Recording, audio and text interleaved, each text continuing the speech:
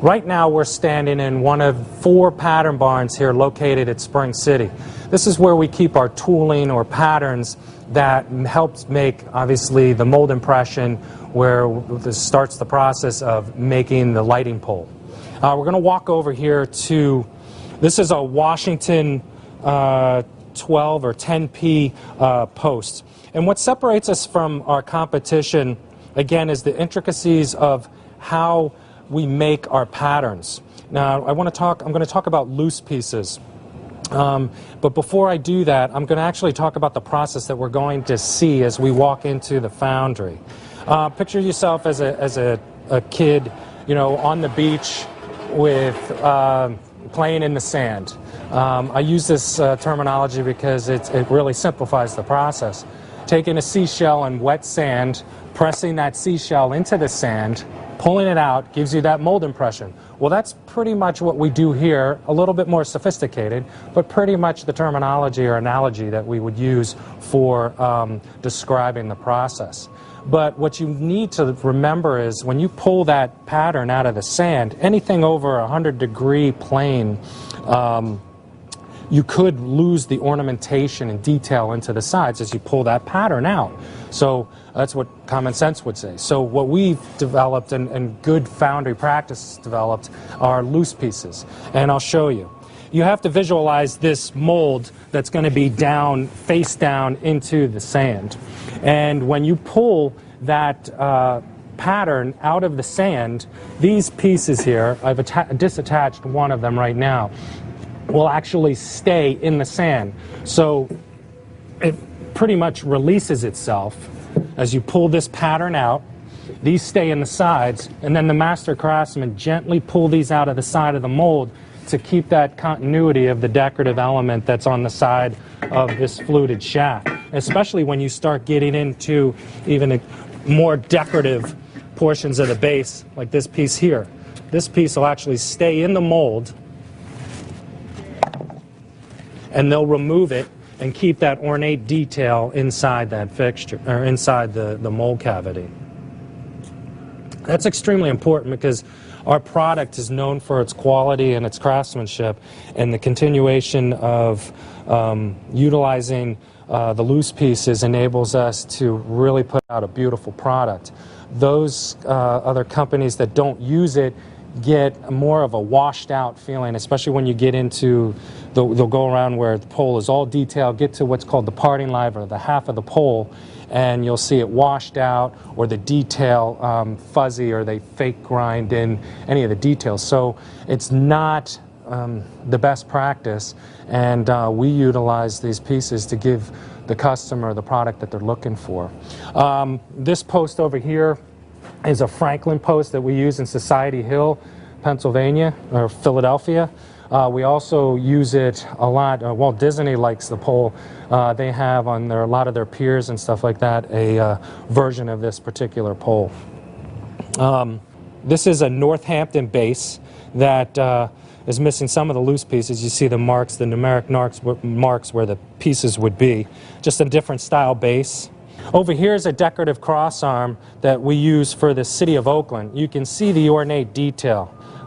Again, this is what Spring City's noted for, and it's really not seen by any other manufacturer as far as the decorative element. Right now we're inside the foundry, and Ernie Knight, an employee here who's been here 24 years, one of our key master craftsmen, is ramming a Washington, D.C. post. You can see that sand that we were talking about. This is pressing the sand around the pattern, and really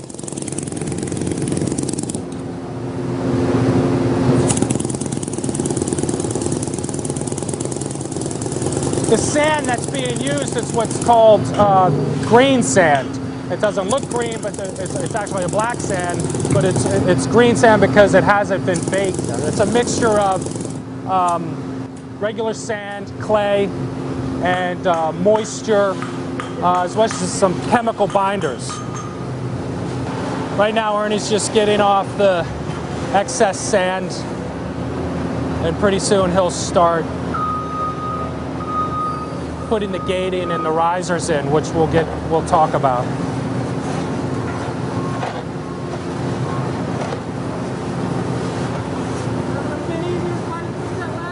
I'm going to show you an example of the sand when it's compressed. Here it is. It has a little moisture in it against some chemicals in it that cause for it to bind. Once I squeeze it or compress it like Ernie was doing, that solidifies it, and that will keep the mold solid when we pour the liquid iron into these bowls tonight. Now this sand is what's called olivine sand, and it's a non-toxic sand. One of the things that there's two good reasons we use this sand. One, the solidification of it. When the iron goes into this mold, it's very volatile, and it wants to push the sand and break it up, but the sand binders and the particles hold it together. The other is that it doesn't, because we don't use silica in the sand, it's non-toxic and safe for the workers here as the iron goes in at 2,700 degrees and the burn-off happens and there's no excess fumes that could harm any of the employees here.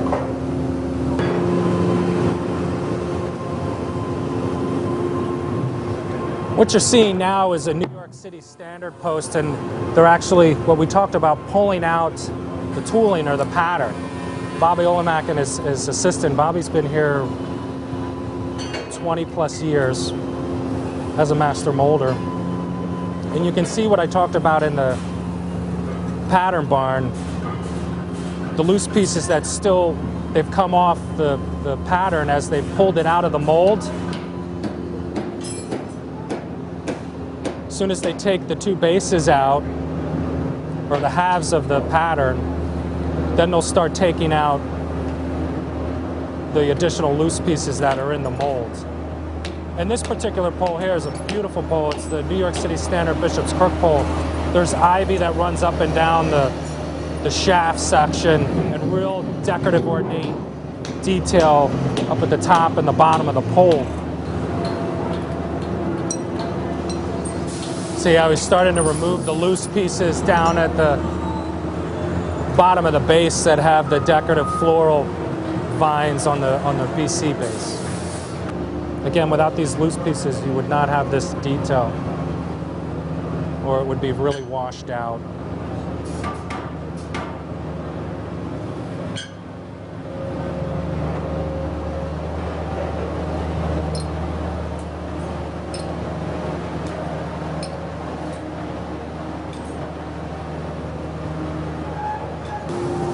What we're looking at right now is the mold open.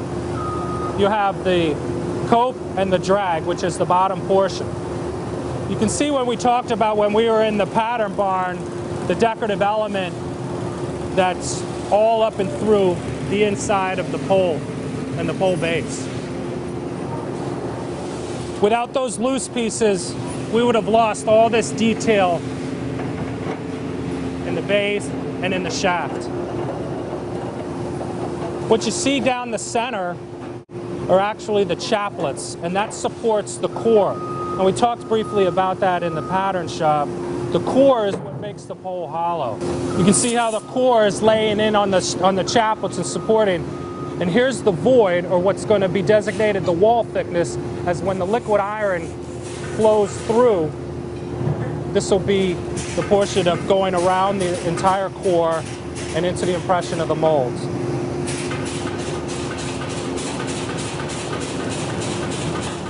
These areas here help the flow of the iron to equally distribute through the pole, as well as any excess that needs to push away from the casting. Now we're closing the molds.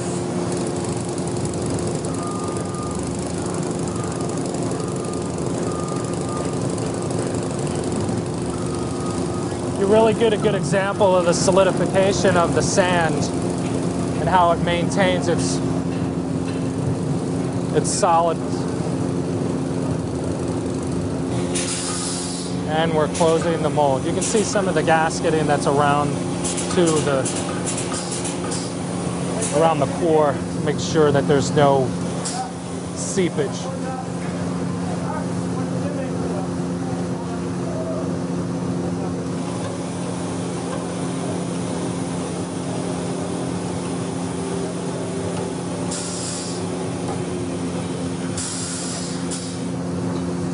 Now as he unlocks the overhead crane, you see those metal spikes, so to speak, that are sticking up. Those are the actual chaplets that are supporting the core inside the mold.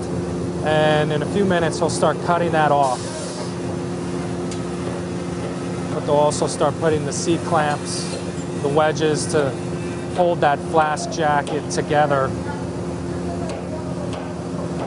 So as they're pouring the iron doesn't try to force the mold apart. Now earlier when Ernie was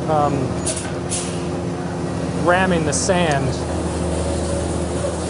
it takes a lot of really effort and experience in doing it, because if he tamps too hard around the pattern, he could destroy the pattern. If he tamps too lightly, when the iron's pouring, the mold could fall apart. So he has to be pretty much dead on as we're tamping the sand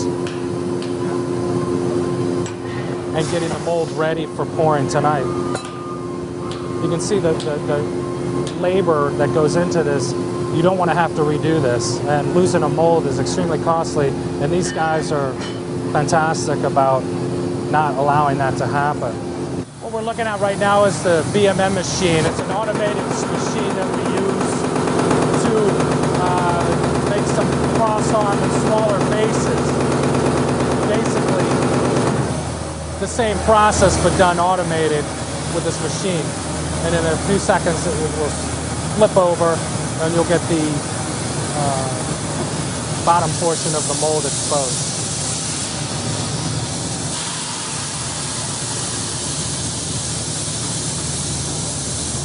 We're making Washington twin cross arms here, which are, our cross arm is what goes on top of the decorative pole, and this particular arm holds 2 light fixtures.